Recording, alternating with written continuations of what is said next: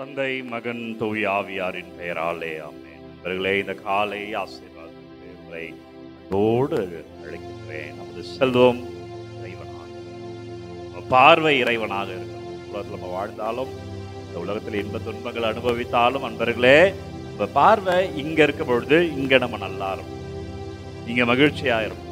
இந்த பார்வை இங்கிருந்து இந்த உலகத்துக்கு வருகிற பொழுது அது ஞானம் நிறைந்த பார்வையா இருக்கும். ஆலயத்துல வாசலில் அமர்ந்திருந்த ஒரு பெண்மணி எனக்கு ரொம்ப என் மனதில் அதிகமாய் ஆழமாய் பதிந்த நிகழ்வு. இந்த ஆலயத்தில் நான் இறைப்பணி செய்கிறேன். ஒரு நாள் வாசலில் காசுக்காக அமர்ந்திருக்கிற ஒரு ஏழை பெண்மணி, காசுக்காக இருப்பாங்க. அப்படி அந்த அம்மா ஒரு நாள் என் அலுவலகத்துக்கு வராங்க, காசு கேட்குறாங்க. எதற்கு உனக்கு இவ்வளோ காசு என்கிறேன். இல்லை, நீங்கள் கொடுங்க, நான் தருகிறேன் என்கிறேன் என்று சொல்லுகிறான். அப்பொழுது நான் கேட்ட பணத்தை தருகிறேன்.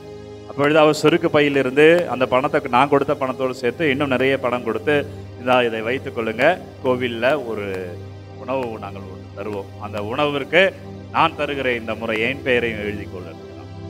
நான் சொன்னேனே, அம்மா ஏனம்மா நீ இதை தருகிறாய், இது நீ தர வேண்டியதில்லை, நிறைய பேர் தருவதற்கு இருக்கிறார்கள், நீயே பாவம் வாசல் அமர்ந்து இதை கடினப்பட்டு உழைக்கிற, வெயில் அமர்ந்து உழைத்து கொண்டிருக்கிறா, வேண்டாம் என்ற உடனே நான் தருவேன், நான் ஆசீர்வாதம் பெறுவதற்கு உனக்கு என்ன பொறாமையா, தேவார்த்தை தான் அந்த அம்மா.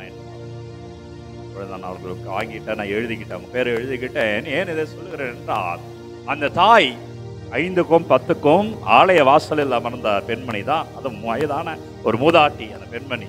ஆனால் அந்த தாயிடம் இருந்த அந்த ஆவல், ஆண்டவர் மேல இருந்த தாகம், செல்வத்தை அவங்க எப்படி சேமித்து வைக்கிறா பாருங்க. ஆண்டவர் மேல எவ்வளவு பற்று வைத்து இந்த செல்வம் எப்படி அவரை வாழ வைக்கிறது என்று பாருங்கள் அன்பர்களே. செல்வம் அப்படி இருக்கணும் அன்பர்களே, செல்வம் இங்க இருக்கணும். இதெல்லாம் வேண்டாம் நான் சொல்லல, மீண்டும் சொல்றேன், தெளிவா சொல்லுகிறேன், வேண்டாம் என்று சொல்ல, செல்வத்தை சேர்த்து வைக்கணும். ஆனால் அந்த பார்வை இறைவனாக இருக்கணும். அப்பதான் அந்த செல்வத்தை எப்ப சேர்க்கணும், எப்ப கொடுக்கணும், எப்ப கொடுக்க கூடாது, எங்கு செல்லணும், எங்கு செல்லக்கூடாது, எங்கு செலவழிக்கணும், எங்கு செலவழிக்க கூடாது, யாருக்கு உதவணும், யாருக்கு உதவக்கூடாது, இந்த ஞானமும் வேண்டும். அது இங்கிருந்து மட்டும்தான் கிடைக்கும் அன்பர்களே. எனவே அவரை நாம் பார்க்கிறோம்.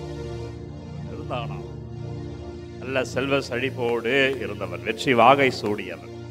ஒரு துறவியிடம் சொல்லுகிறான், என்னால் எதையும் செய்ய முடியும், எதையும் என்னால் மாற்ற முடியும், நான் தொட்ட அனைத்தும் வெற்றி தான், பல சாதனைகள் புரிந்திருக்கிறேன், பலவற்றை சேமித்திருக்கிறேன். அப்படி அவனுடைய திறமைகளை அடுக்கிக் கொண்டே போனான்.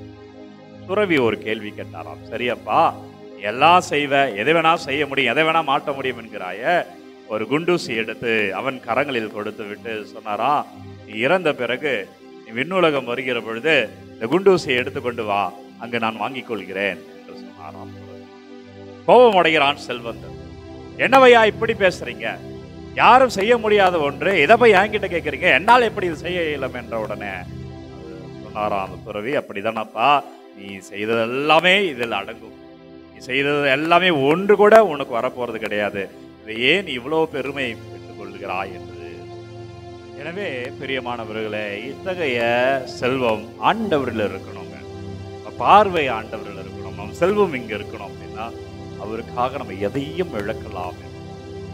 இறைவனை அடைவதற்காக இந்த உலகத்தை நான் குப்பையென கருதுகிறேன் என்று பவுலடிகளார் சொன்னது போல, ஆண்டவர் நிமித்தமாய் இந்த உலகத்தை நான் குப்பையென கருதுகிறேன் என்று அவர் சொன்னது போல, அவர்தான் நம்ம மையமாக இருக்கணும். உலகம் வேண்டான்னு சொல்லல, பொருட்கள், பணம், பதவி, ஆசைகள் வேண்டாம் என்று சொல்லல.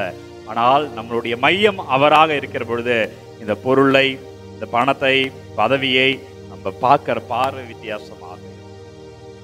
உண்மையான இருதய ஆண்டவர் நம்மை குடும்பத்தை நிறைவாக ஆசீர்வதிக்க, குறிப்பாக உடல் நோயாளர்களை ஒப்பு கொடுத்து நன்றி அப்பா.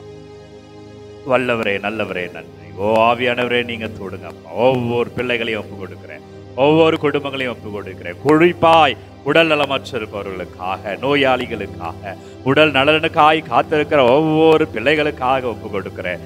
இறைவா, நீர் ஆசீர்வதிப்பீராக. அப்பா, நீ வல்லமையில நீ தொடுவீராக. ஆண்டவரே, உமது கிருபையை இந்த பிள்ளைகள் காணும்படியாய் செய்யுங்க. ஆண்டவரே, உமது வல்லமையில இந்த பிள்ளைகள் வாழும்படியாய் செய்யுங்க. அப்பா, உங்கள் இருதயம் எங்கள் இருதயமாய் மாறட்டும். ஆண்டவரே, நீங்கள் எங்களை ஆசீர்வதிங்க.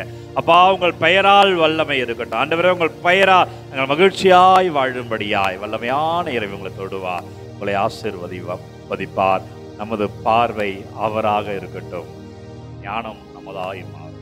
நமது பார்வை அவராக இருக்கட்டும், அவரது ஞானம் நமதாய் மாறும், வாழ்க்கை விசாலமாய் மாறும். இறைவா, இந்த வியப்புக்குரிய திருவரு சாதனத்திலே உம்முடைய திருப்பாடுகள் நினைவை எங்களுக்கு விட்டு சென்றீர். இந்த திருவுடல் திரு ரத்தம் ஆகியவற்றை மறைபொருளை வணங்கும் நாங்கள் மீட்பின் பலனை இடைவிடாமல் அனுபவிக்க அருள் புரியும் என்று வாழ்ந்து ஆட்சி செய்கின்ற உம்மை மன்றாடுகிறோம். ஆமென். நற்கருணை ஆண்டவர் உங்களை தந்தை, மகன், தூய ஆவியார் நிறைவாக வழி நடத்துவாராக. எனவே அன்பர்களே, காணொளி யாருக்கு தேவை என்று நினைக்கிறீர்களோ அவர்களோடு பகிர்ந்து கொள்ளுங்கள். ஒவ்வொரு நாளும் விடியற் காலை 3 மணிக்கு இந்த ஆராதனை ஜீசஸ் சேவ்ஸ் ஃபாதர் பிரேம் என்ற யூடியூப் சேனல் மூலமாக உங்களுக்கு வழங்குகிறோம் என்பதை போர்டு அறிவிக்கிறோம். இந்த நாள் மகிழ்ச்சியாக இருக்க உங்களுக்கு வாழ்த்துக்கள் நண்பர்களே.